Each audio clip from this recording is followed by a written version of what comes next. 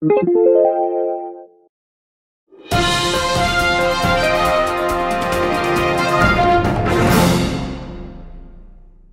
and welcome to the Sign Guidelines Podcast.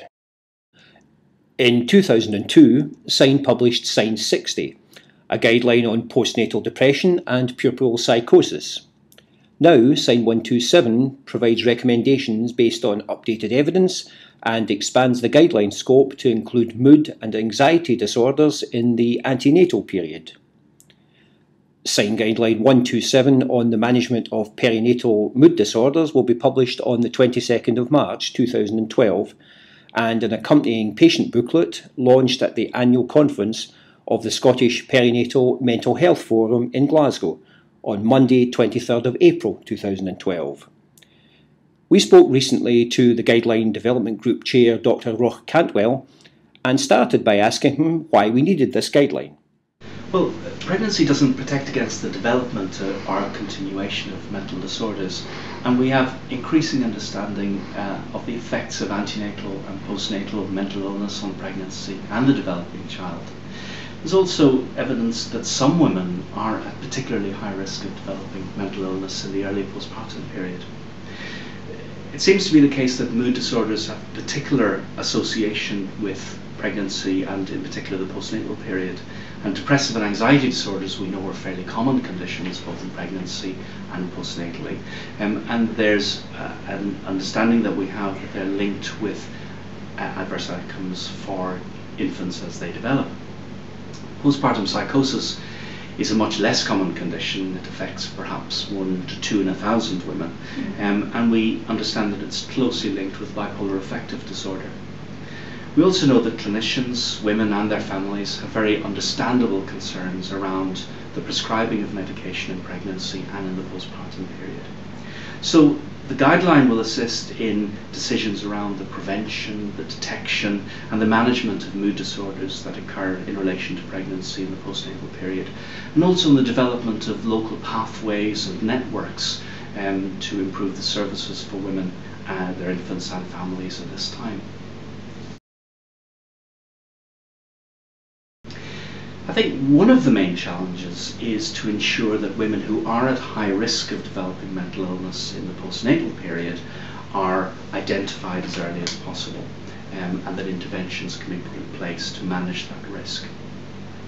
In terms of treatment, balancing the risks and benefits of medication that might be prescribed in pregnancy and breastfeeding is an important challenge for clinicians.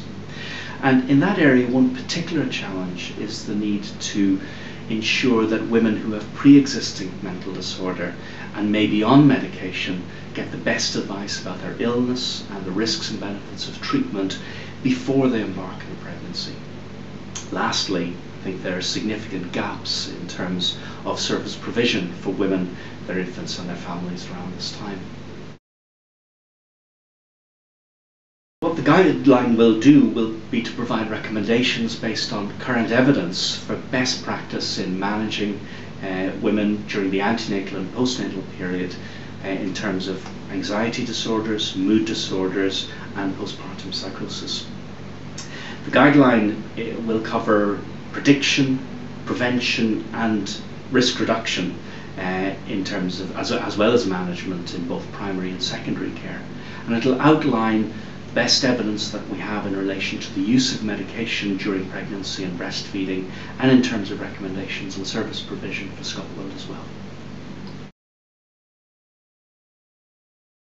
Well, effective detection and management for illnesses that occur during pregnancy and the postnatal period requires the coordination and cooperation of a wide range of professionals at that time. And in particular, we're thinking about maternity staff such as midwives and obstetricians, mental health staff including mental health nurses, psychiatrists and pharmacists working in mental health services, primary care staff, particularly health visitors and GPs, and of course social services have a very important role to play in the care of women and their infants at this time, as do voluntary agencies involved in women, in care of women and their families.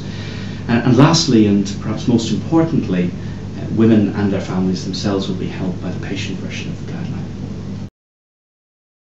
The implementation strategy for this guideline encompasses identification of the key recommendations that should be prioritised for implementation, description of recommendations likely to have significant resource implications, a series of key points for audit to assist with implementation, guideline and supporting materials available to download from the SIGN website, dissemination of a quick reference guide to all appropriate healthcare professionals, and electronic dissemination of the full guideline to all NHS boards. In addition, the key recommendations of SIGN 127 will shortly be available as an app. And that's all from this edition of the SIGN Guidelines podcast. See you soon.